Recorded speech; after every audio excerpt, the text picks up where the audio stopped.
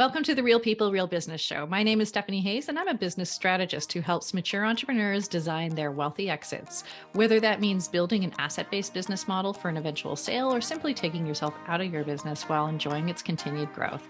I love to speak with like-minded entrepreneurs to share their real stories and the gritty details of how they've navigated their own way through. On this show, you won't hear about the glamorized entrepreneurship journeys that you see online. You won't be told how to make six figures in 6 weeks. Instead, you can expect to hear real, vulnerable, and inspiring stories that you can relate to that have helped create the foundation for each of our guests' businesses. Today, I'm so excited to welcome Asher Laub. Asher began classical violin training at the tender age of 2 and had already performed with the Buffalo Philharmonic by age 13.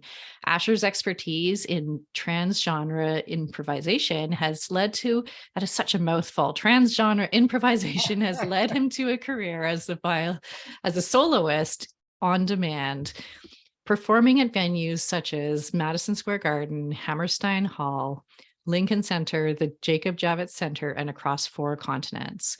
Asher has also been featured on PBS and has made headlines on CNN, WABC, NBC, and many other major news sources. Asher is known for breakdancing across stages with his LED electric violin, in addition to performing as a DJ violinist, bringing his experience as a live performer and technical prowess as an auto editing and mixing guru to countless clubs and stages across the country. Welcome to the show, Asher, and thanks so much for taking the time to share your story today. Oh, it's my pleasure. Thanks for having me.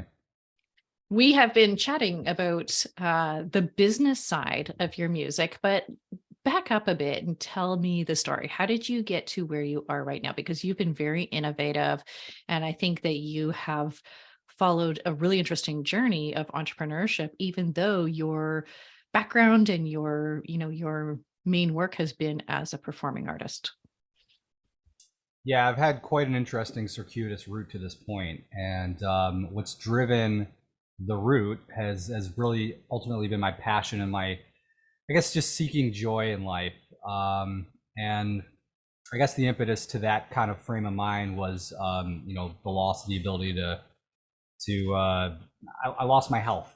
I lost my, almost lost my life, and that sort of helped me reframe things. So that's just kind of giving that a little bit of background there.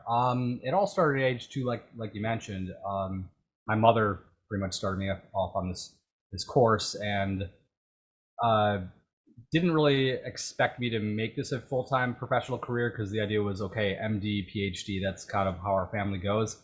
And when I reached college, I was already earning an income in music, so it was sort of a no-brainer for me. Okay, so you achieved this status as a performing artist, but you've also forayed into other areas, into other pursuits. Can you talk a little bit more about those? Well, I guess you could be referring to a number of things. I pursued other degrees, other 9 to 5 degrees. I have 3 others in the sciences from NYU and other top tier universities, YU. Masters, bachelor's, BSN. I mean, all these things were kind of setting the stage for a nursing degree, a nursing career, career in education, administration, all that stuff. And I did pursue those for a few years, and I again lost my health, and that helped me reshift, reframe, and move me back into music, which was really always it was happening since 2001. So even while I was completing my degrees in New York, I was working my way through the circuit and playing private events, concerts, and paying my bills while in university. So it's a pretty easy transition. Yeah, and I mean, my sister is a musician, and the business of music is not easy, right? And in some ways, you have to be, you have to have similar skill sets, in the sense that you do need to market yourself and you need to sell yourself. And I think what she found out, or she figured out, was, this is hard, right? Like, this is the business side of music is almost more of an indicator of success in terms of how you build those skills than how good you are as a musician. Is that true? Absolutely. Very much what you said is the case. And what's interesting is that the first half of my music career, while I was working my way through school and earning, just paying the bills, working on weekends, so on and so forth, There was very little business mindset. I didn't have time to think about the business aspects of being a musician. I was fortunate enough to have booking agents just bringing me on because I brought a unique skill set to the table for venues and for clients and so on and so forth. But once I had made the shift to full time, I realized, okay, I really have to start ramping up my income, and I have to start taking more control of what I'm doing on the artist end of things, and really know what's going on. What are the booking agents doing? What are the promoters doing to even bring me on? I needed to start kind of having a 360 degree view and understanding, especially when you factor in the horror stories that independent musicians signed to labels and management end up in with these, pardon the pun, but 360 deals. That's actually what they're called, which it pretty much means you're getting screwed. They take all your royalties and you don't get the money back for many years unless you have a very successful tour. So I kind of, because I had a family, or at least I was married at the time, so I'm going to say about 10 years ago, I started thinking about marketing and social media and connecting directly with clients, having them book me directly, and still working along with working in tandem with different booking agents. But that's when I sort of put on the marketing hat, and I think it's been very rewarding. It's been quite a challenge.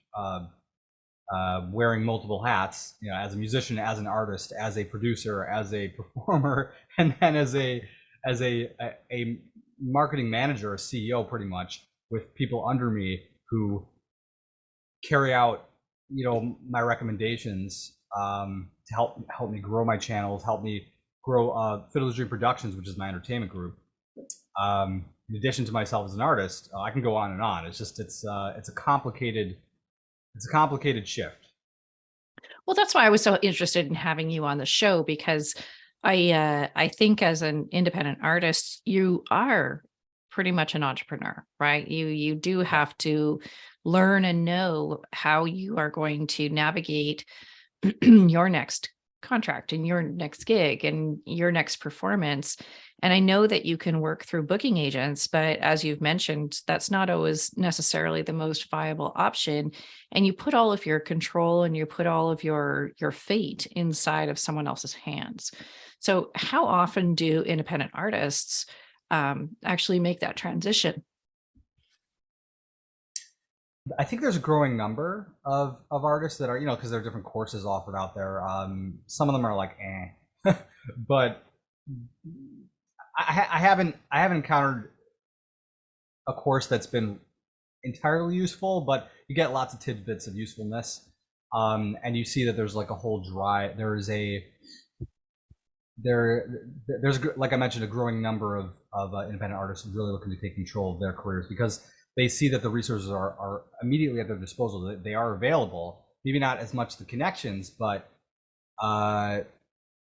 so if you think of your business as an independent artist, as you're a CEO, and you try to bring in shareholders and investors.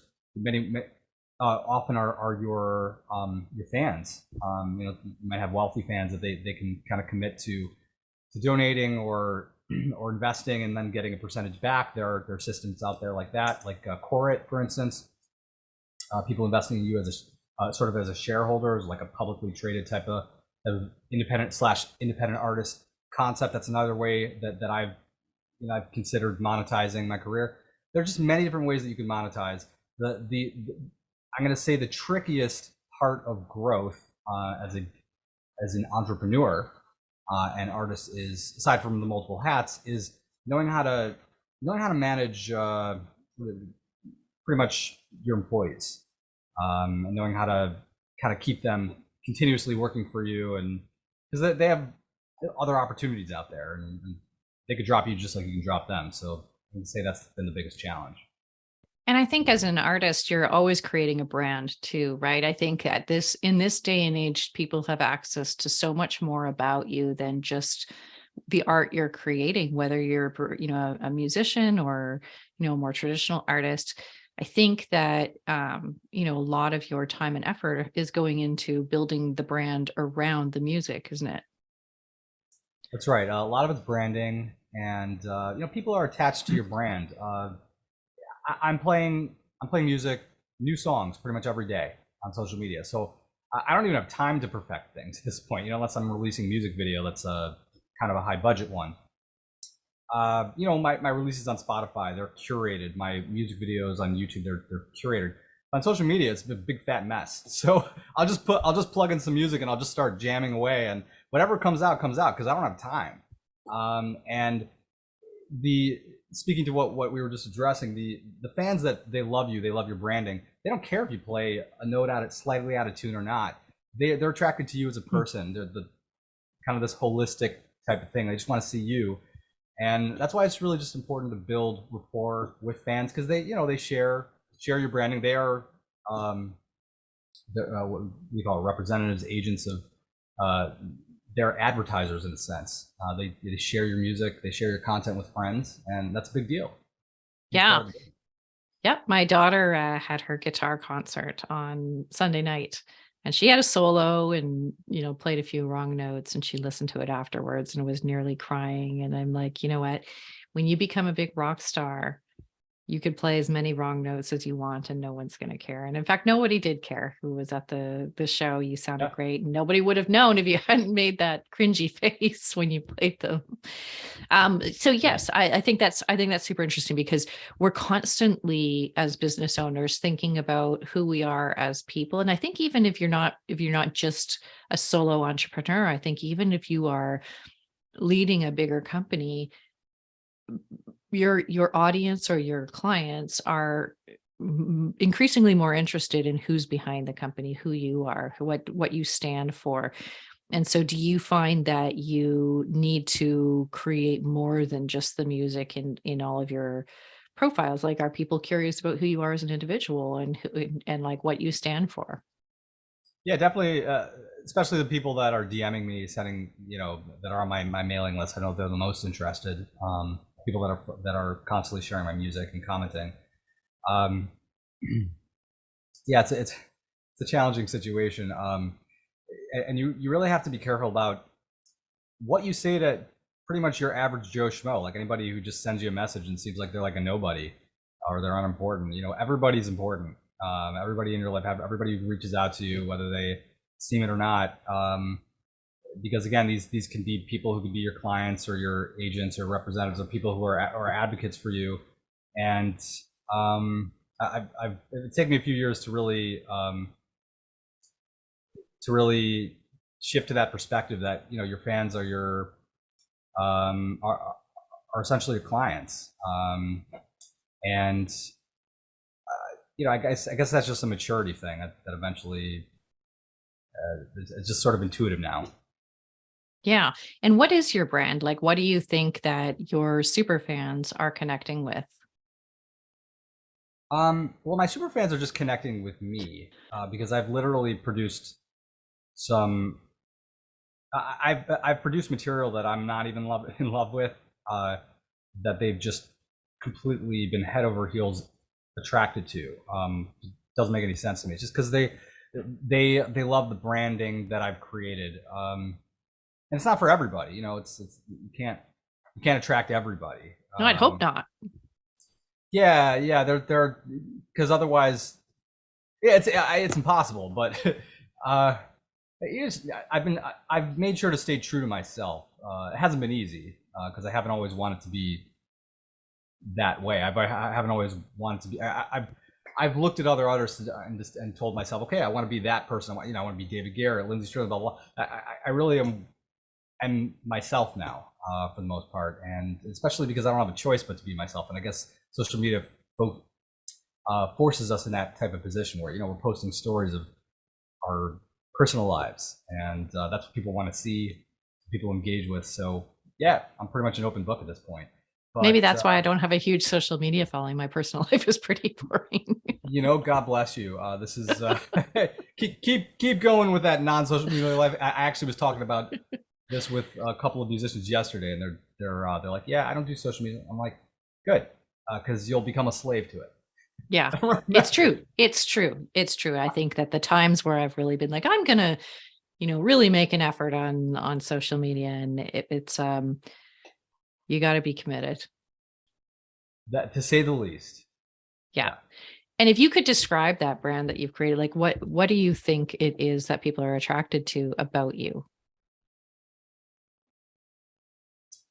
Um,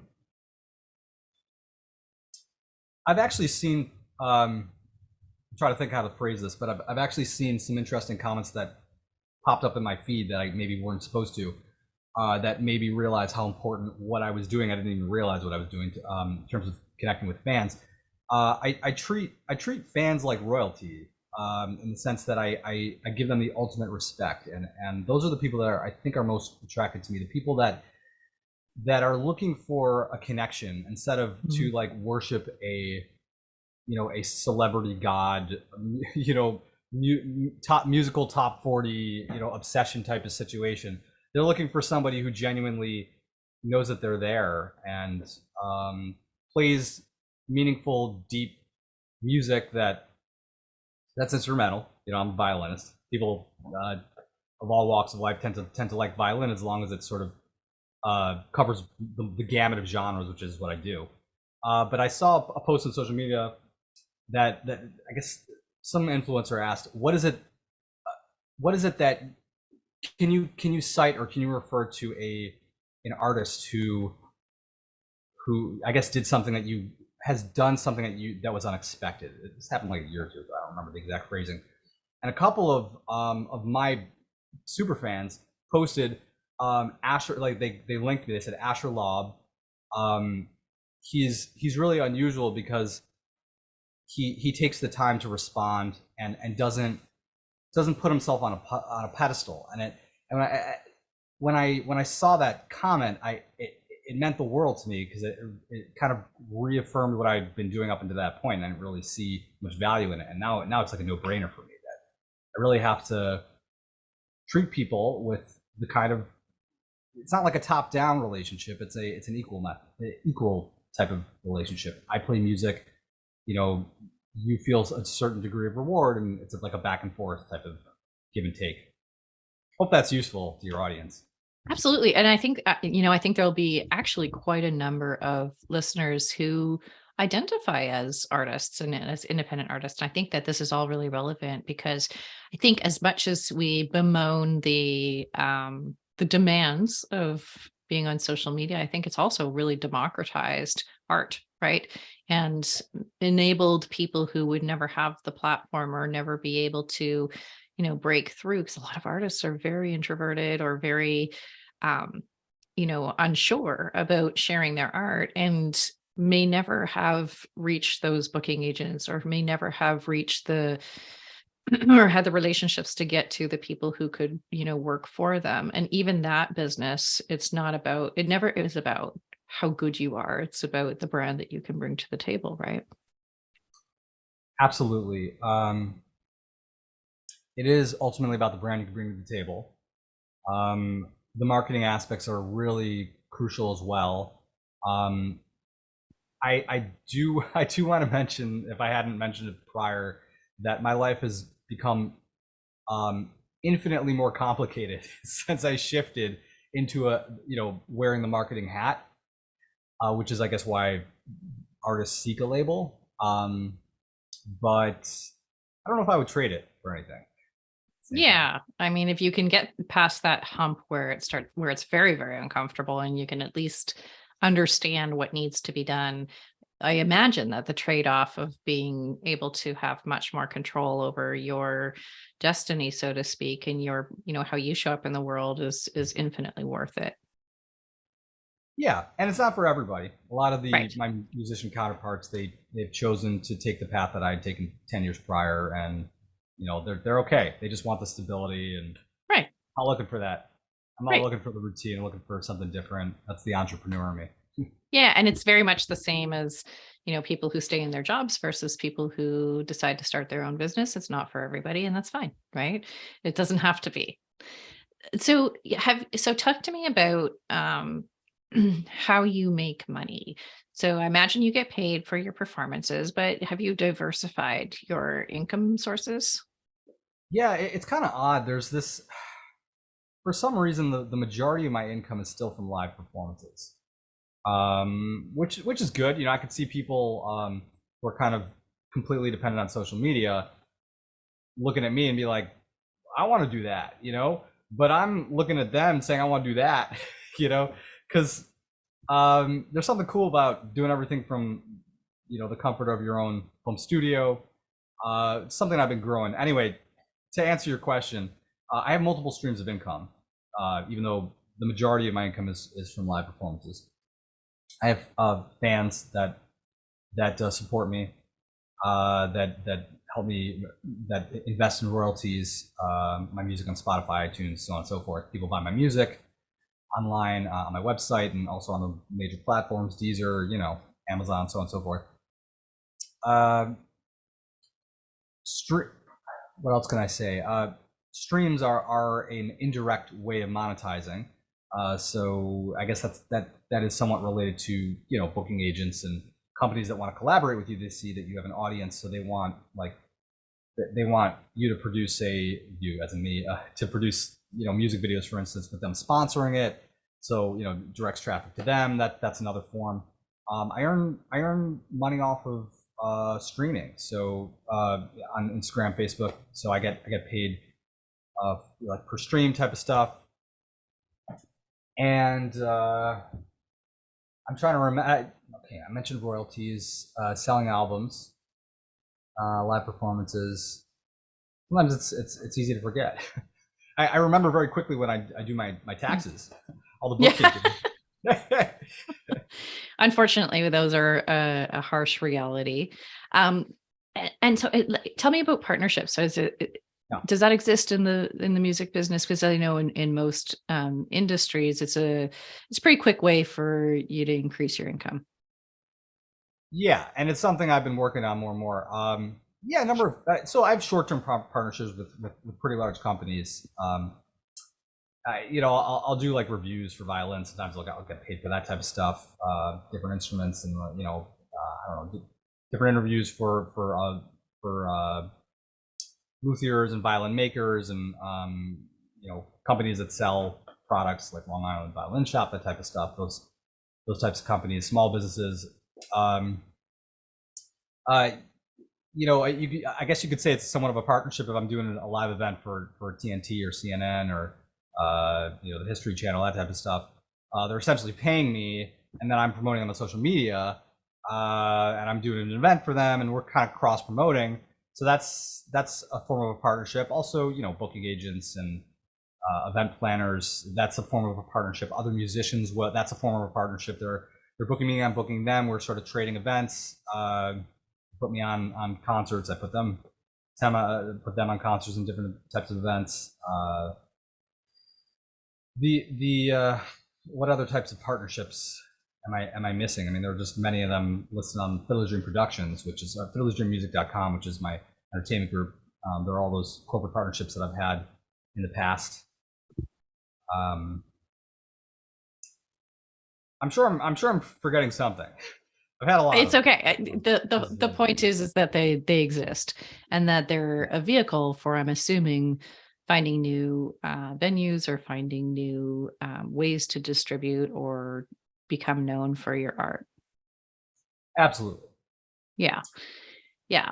You mentioned you have a team. And so tell me a little bit about who you're working with, and when did you decide that you needed some help? When I was continuously going to bed at like 2 a.m. every night, and I'm like, this is unsustainable, and my wife was getting upset, my kids weren't seeing me. It's very much a full-time job, and then some.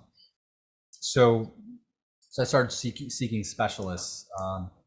When you're in a position like mine, where you're not doing the brick and mortar so much as an independent artist, because for me, my clients and my fans and my relationships are national and international in many respects. So brick and mortar isn't so useful, but it's really just like the online presence. So So I had to bring on, I guess, one employee at a time, social media management, folks that help with outreach, just doing collaborative relationships with other artists, getting bookings for my entertainment group, working with clients, event planners, those types of stuff, just doing outreach. That's just some of the work that my employees handle, and saves me hours and hours of time. We're talking thousands of hours, and I'm really looking to ramp that up because when I can depend on somebody or depend on multiple people, there's no replacing that. So human capital is really probably the most important aspect of my business and part of my success. And what is it that you want to be freed up to do? Is that life stuff? Is that more development on the artist front? Is that, producing music? What's the priority right now? All of the above. Mhm. Uh, I don't feel like I have enough time to produce the music that I want to the level of quality that I want in order to kind of pitch it to high end collaborators, other artists who are very much established. And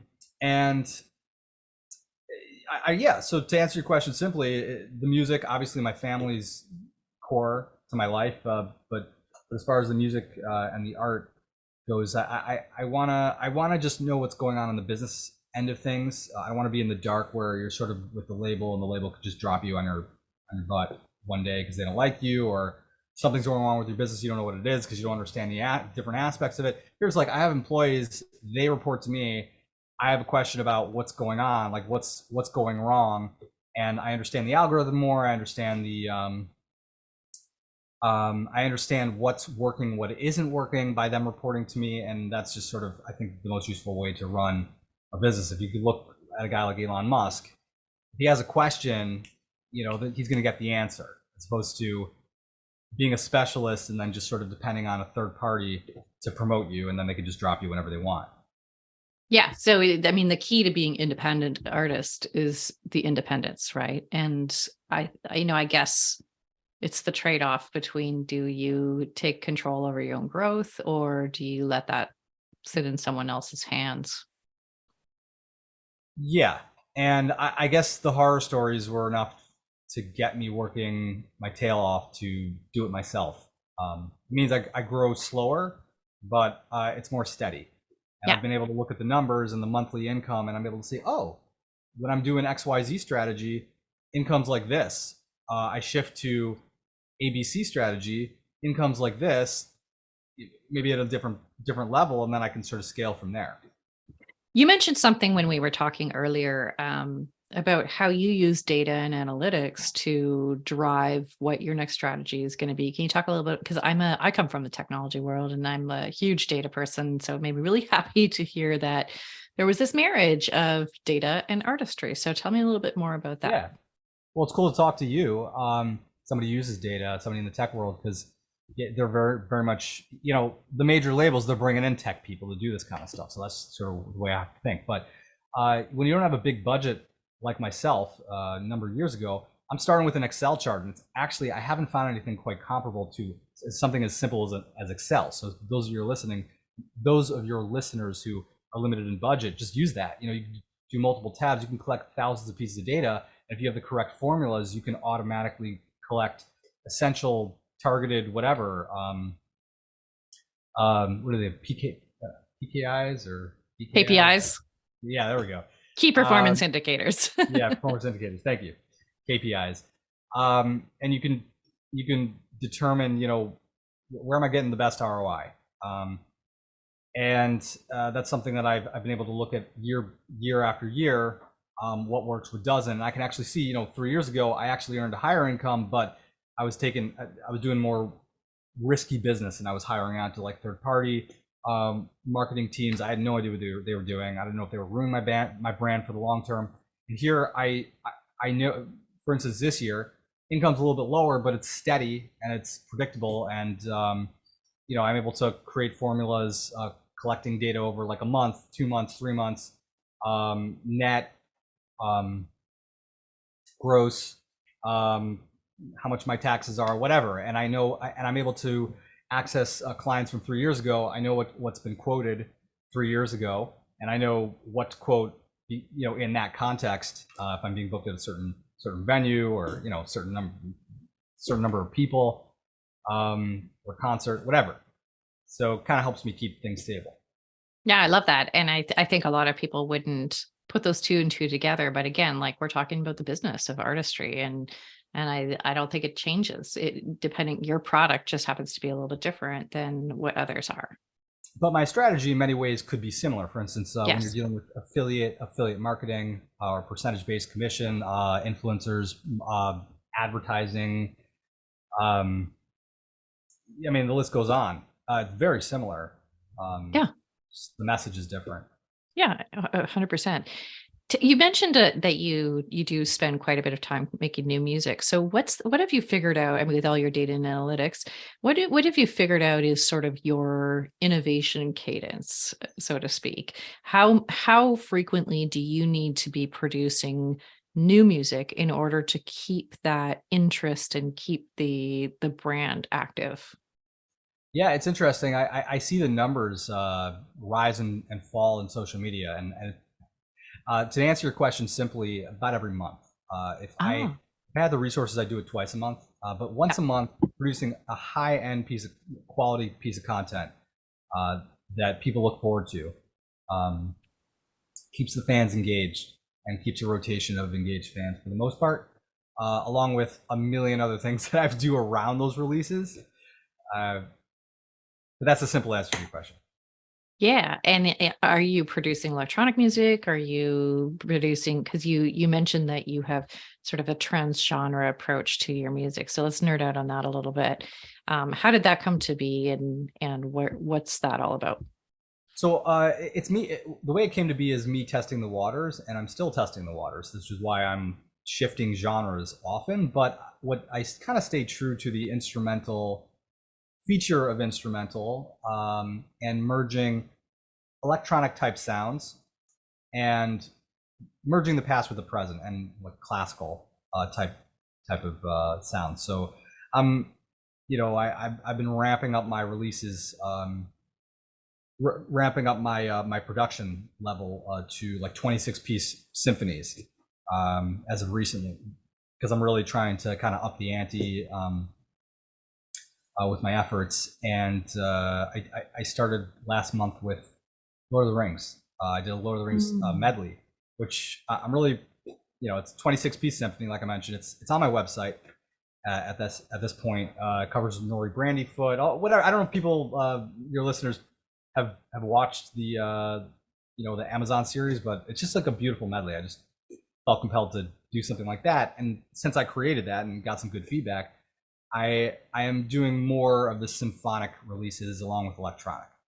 Yeah, when I read that, I was thinking, like death metal and madrigals or something like that. It's funny that you mentioned that, because oddly enough, there's some affinity to the hardcore, I don't know if the word is death metal, heavy metal type of audience. There are a number of those people that have an affinity to what I release, maybe because it's melodic. Yeah. That I do electric guitar.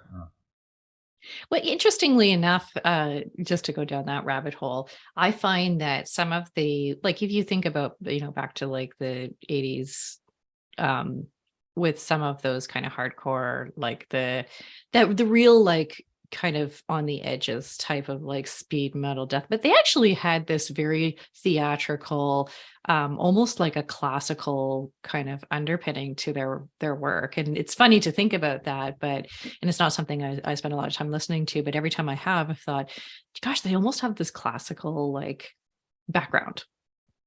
Yeah, and it's sort of like they actually do, and then they have to put on all the death metal makeup to make it badass, to make it appealing to the average guy who's like, that's cheesy, I don't listen to classical. But when you put on some distortion like sound effect, then all of a sudden it's like, oh, this is cool, I can share this with my friends. Yeah, and then you have to put an umlaut in the name of your band, and then you can become a real death metal band. Yeah.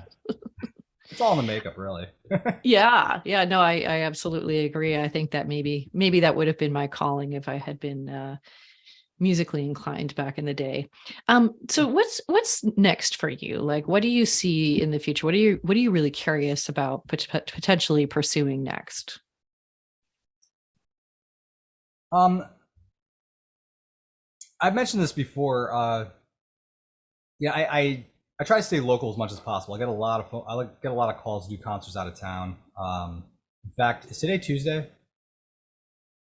Today's Tuesday, right? Or It whatever. is. It's Tuesday. Tomorrow, I'm supposed to be doing a concert in Miami, and I factored in the family aspect, and I turned it down.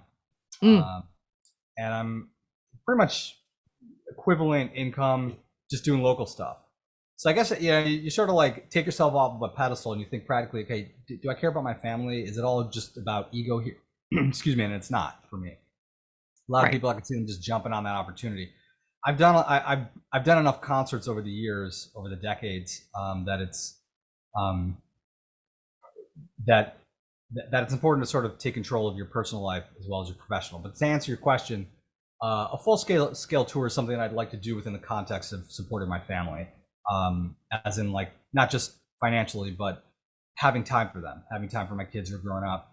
Got a 3-year-old, 10-year-old, and that's the direction that I see this going in because playing with like a celebrity or big rock star or whatever, their music isn't the same as playing a concert half the size, a quarter the size, featuring your music with fans that are truly dedicated to your message and your music.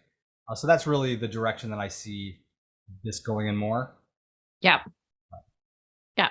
And I think like the parallels are so great between like entrepreneurs too, because not everybody wants to go into business to build some, world crushing, um, big enterprise. And that's always, traditionally been the de facto goal was to create some, some industry killer.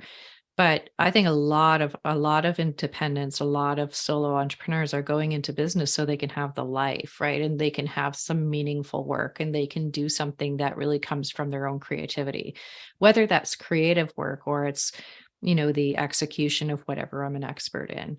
So I think that there's a really strong parallel there. And it sounds like you are building a future that is values based as opposed to, economically. Yeah, you took the words out of my mouth pretty much, and you said it way better than I would have ever. That's why I chose this path, and I think that there's a growing number of people who, with the quiet quitting, is that the phrase, the grand exit, whatever they called after COVID. There are millions of people who quit their jobs. They're like, I'm seeking happiness. That's sort of been me over the last 10 years.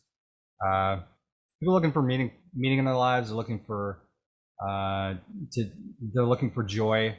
Life is short. Make the most of it. We're not just. It's not worth just being slave to somebody else, to the man, for the next 30, 40 years, just so you can have a retirement. Right. That's yeah. Right. I have a question that I ask all my guests. I'm going to change it just a little bit for you, but what's the difference between what we hear out there in the world of business, and maybe for you, it's the world of being a musician or being an artist, and what's real? Like, what's that difference, and what's the biggest difference between what we hear out there and what's real? Within the context of influencers and musicians, I mean, I hope I'm answering your question correctly, or at least in the way that you're expecting. It's curated material is runs rampant. I mean that in the pejorative, on social media. So people sort of pretend to be the bigger artists. They sort of pretend to do things on the fly, when they've taken that video or that photo 18,000 times before they post, because they're, whatever, they're being managed, or because they have to be careful about the engagement rate. And it's something I try to do a little bit less of. I try to show people my real side. I guess that's what stories is all about. Um, but then there's also like the frustrating behind the scenes. If you're a public figure, where, like myself, people see what I do all the time. They see, they'll see me at an event, and then they'll see me online, whatever. They don't know they don't know about the conversations I'm having behind the scenes with my employees or with with companies or working out contracts, or maybe I'll eventually have to create a vlog about it. Maybe that's something that's going to interest people, but that's sort of some of the contrast between Yeah. reality and what's curated. Yeah. Yeah, I think that applies to any of these business owners, is that you see a lot of this sort of curated content out there that's meant to be off the cuff, but it actually is not. And I think it sets people up with incorrect expectations, and they're constantly questioning themselves as to why it's not as easy for me. Right? It's not as easy for me. I don't get the same results. Why is it take me so many more tries? And it like I think the message to everybody is it's not easier. You're just Yeah. seeing that. Yeah, it isn't easier, and a lot of these people drive themselves to the brink. And when you have a larger audience, you have that much more stress, and you don't know how many of these people are just hyped up on medication, or maybe some of them are just completely smooth. But you constantly hear about these celebrities where the risk, they're taking significantly greater risks because of the status that they have. And guys like Kanye West, for instance, he probably, I don't even know if he sleeps. I mean, he's flubbed all these interviews. He's having a lot of difficulty in his personal life, and I don't think anything's easy for him these days. No, I think that's why we see a lot of celebrity meltdowns, because it never gets any easier, right? It does not. Not as you grow. Not as you grow. You get smaller, it gets a little easier. Yeah. People lose interest. Who knows? Yeah. Well, and who knows what the future holds, but it sounds like you've got everything kind of wrapped up, and you've been learning and you've been watching. And I think that's really important for a lot of entrepreneurs, is to always make sure that you're keeping track of what's actually happening, what your results look like. And even if you're in a very creative business. Absolutely. And even having a mentor where you'd sort of expect a decent amount of, I have a mentor, a decent amount of like support and insight to like what to look out for. You got to depend on yourself when you're an independent artist. Yeah. Yeah. And as an entrepreneur as well, right? Absolutely. Yeah, awesome. We're coming up on time, but I wanted to ask you if you can share with the audience how they can find you. And you need to go. I should have had you bring your instrument on and just perform for us. But I'm imagining there are plenty of opportunities for anyone to find your music and find you performing. So can you tell us what the best place is to find you? Sure. Well, thank you. So asherlaub.com, ASHERLAUB.com is my artist website. Fiddler's Dream Music, way too long of a name. .com is my entertainment group. Corporate events, weddings, those types of things, concerts. The artist aspect, which people tend to be more interested in, just search my name, Asher Laub. I think I'm the only Asher Laub in the country.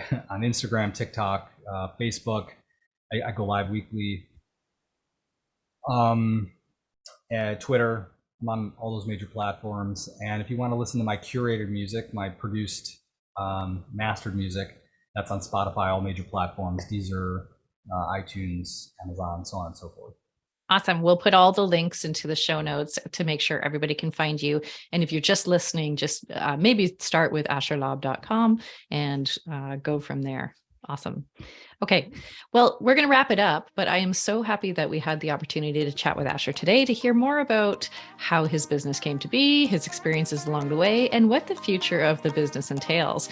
Thank you for tuning into this episode of the Real People, Real Business Show, where we get the real entrepreneurial stories and journeys that you can relate to. The show notes, resources, and links from this episode are available on my website and social media platforms. And if you've enjoyed today's content, I'd love for you to give us a review on whatever platform you're on to help us share these genuine stories with an even bigger audience. Until next time, keep dreaming, keep building, and keep being real.